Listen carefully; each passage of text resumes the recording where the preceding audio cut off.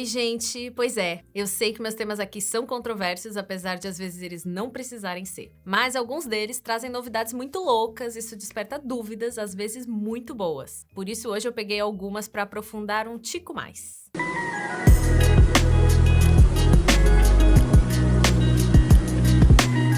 Olha essa primeira aqui, que foi feita no meu vídeo sobre paradoxos da eficiência. O Samuel Malaquias perguntou: uma coisa que eu não entendi foi o exemplo do carro mais eficiente. Você ter carro mais eficiente gastando menos causaria um desincentivo para você pegar um metrô ou um ônibus. Essa frase não vejo problema nenhum com ela. É essa a crítica que se fazem aos elétricos. A solução é mudar o modal de transporte. Entretanto, diante dos outros argumentos expostos no vídeo, se eu entendi bem, a construção de um bom sistema de transporte público pode reduzir o custo que o transporte das pessoas causa, o que ocasionaria ou em mais viagens ou em uma transferência desse valor economizado para aumentar a produção de mercadorias. Na minha cabeça, isso virou uma rua sem saída. Samuel, pior que sim, de algum ângulo isso acontece. É comum que a gente pense que a construção de uma nova linha de metrô, por exemplo, vai desafogar outras por oferecer novas opções de rota, mas leva apenas alguns meses para a superlotação estar em todas elas, principalmente quando o transporte está muito longe de servir todo mundo. A gente tem em São Paulo duas linhas da Zona Leste, uma de trem e uma de metrô, que fazem uma parte dos caminhos juntinhas por estações muito cheias. As duas transbordam de gente, nem dá para se mexer. Então como que faz? Esse problema só se resolve se o transporte é bom o bastante para que todo mundo esteja bem servido, e de preferência grátis ou ultra barato. A limitação que tem que ser encontrada é a do número de habitantes e usuários. Se toda a cidade de São Paulo, por exemplo, usa ônibus e metrô, a gente pode remover de circulação uma parte dos cerca de 5 milhões de carros da cidade e poderíamos focar em fazer um transporte elétrico como bondes, ou aumentar a frota de ônibus, ou diversificar as rotas dos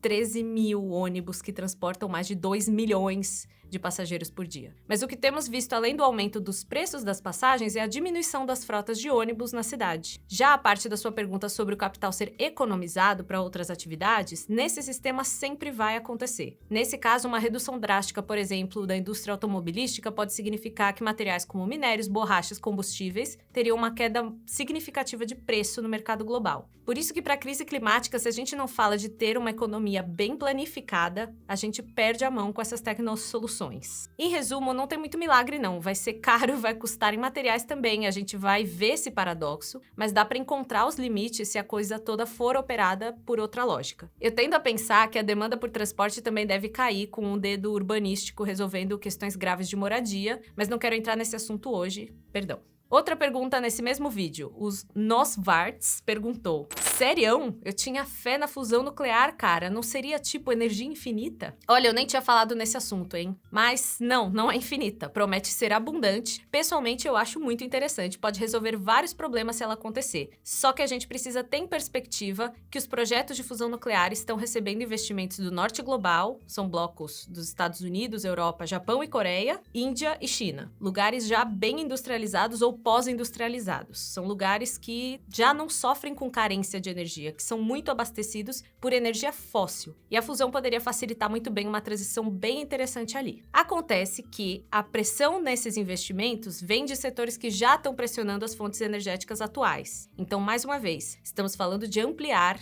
e não de substituir nada. Porque para substituir tem que abrir mão do que já existe. Isso implica a não expansão do capital. Tá, mas eu nem quero falar disso nesses termos. Eu vou só expor na lógica do vídeo como que o paradoxo pode aparecer se a disponibilidade de energia aumentar muito na China, por exemplo. Finge que você é um cidadão chinês e digamos que a energia seja muito abundante e fique mais barata. Dá pra você encher sua casa de ar-condicionado sem medo de pesar no bolso. Delícia. Só que a sua casa é um microexemplo. A indústria também vai ver a energia baratear muito. E todo mundo que vai se dar o direito de investir sem se preocupar com o custo da eletricidade vai demandar mais em recurso. Eu, pessoalmente, compraria um forno de cerâmica. O impacto material, portanto, sobe junto, mais uma vez, ainda que demore. Depois desses, teve um monte de comentário ruim, comentário xingando, reclamando da incontornável obra marxista ter sido citada, mas teve outra pergunta bem boa. Olha só, a Zoe perguntou o seguinte: ótimo vídeo, porém me deixa uma dúvida que talvez seja simplista. De fato, essa evolução tecnológica desenfreada que visa apenas o lucro, incluindo o alcance da fictícia eficiência, e que envolve temas como obsolescência programada, consumismo e pode ser expandida para tantos outros temas, não condiz com uma existência social e econômica saudável para nossa espécie. Porém, vejo com frequência camaradas à esquerda que parecem defender ou acreditar numa lenda pré-industrialização, quase um naturalismo onde a nossa espécie só seria de fato livre de todas as mazelas, uma vez que acabássemos com essas tecnologias que não possuem uma necessidade para a existência para além do luxo individual. Então eu gostaria de entender e até pedir sobre mais fontes marxistas sobre essa dicotomia de conquistar, retomar para nós essa tecnologia e socializá-la versus essa ideia de abolir completamente os avanços tecnológicos que tivemos. Ai, minha amiga, se você soubesse o quanto eu queria falar sobre isso, existem duas formas desse tipo de pensamento. Existem os anarcoprimitivistas, que sinceramente eu prefiro não comentar, depois você taca no Google e você vai começar a entender o porquê. E existe uma parcela mais ligada a algo mais tilelê ou que pega mais uma carona nas questões dos povos originários, o que é sim muito importante de fazer. A questão é que isso, de vez em quando, vem com muita romantização, com uma espécie de desejo de rebobinar a história. Alguns revivem o mito do bom selvagem até e acreditam que onde tem indígena tem floresta em pé porque eles são moralmente superiores e não por motivos materiais concretos. Isso é um perigo. Dentro do marxismo, o que sempre se questionou é como as máquinas podem estar a serviço da humanidade em vez de estarem a serviço da acumulação de capital, independente de julgamentos morais, se as máquinas são boas ou ruins, e isso aparece desde o próprio manifesto até textos mais complexos como os Grundrisse, o Fragmentos sobre as Máquinas e outros textos do nosso amigo barbudo. Desse imaginário surgiram obras como O Comunismo de Luxo Totalmente Automatizado, que é uma obra que propõe a superação até dos limites materiais da Terra, propondo viagens espaciais em busca de recursos e afins. Eu não li o livro, apenas conheço a ideia, então vou me abster de falar muito sobre essa bomba. Até recentemente, Marx era acusado de um prometeísmo, que nesse contexto dá para entender como um produtivismo extremo, que não condiz com os textos e manuscritos dele que foram sendo publicados ao longo do século passado, que demonstram que o Marx já tinha uma grande preocupação com as limitações da natureza em suprir as infinitas necessidades do capital. Na verdade, no próprio volume 1 do Capital, ele já pincela uma preocupação com o esgotamento de solos, por exemplo, mas de uma forma bem marginal. Mas sim, principalmente ele se debruçava sobre questões do solo, sobre a química do Liebig. Para ler bem sobre isso, tenho 2 livros, em ordem. Primeiro, A Ecologia de Marx, do John Bellamy Foster. E segundo, O Ecossocialismo de Karl Marx, do Kohei Saito.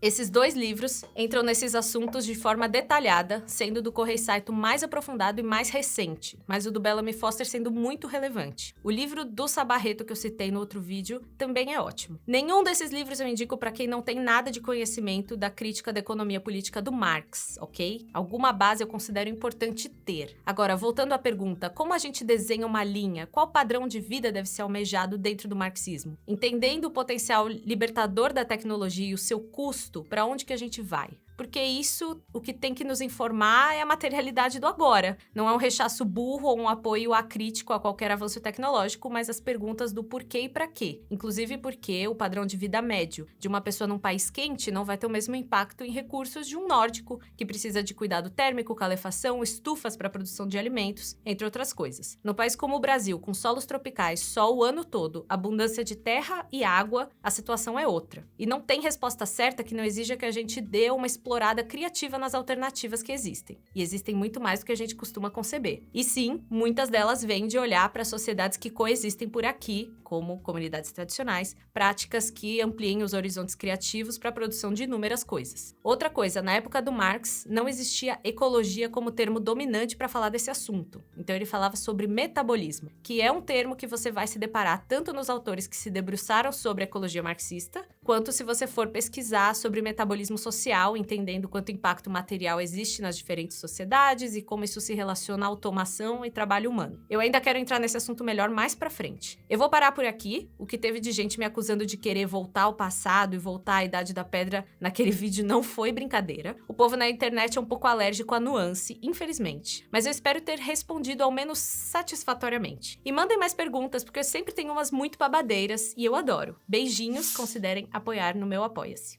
Dá o dinheiro da bicha. Se a Carol colocar isso, vai ser muito... Eu acho que não pegou o áudio.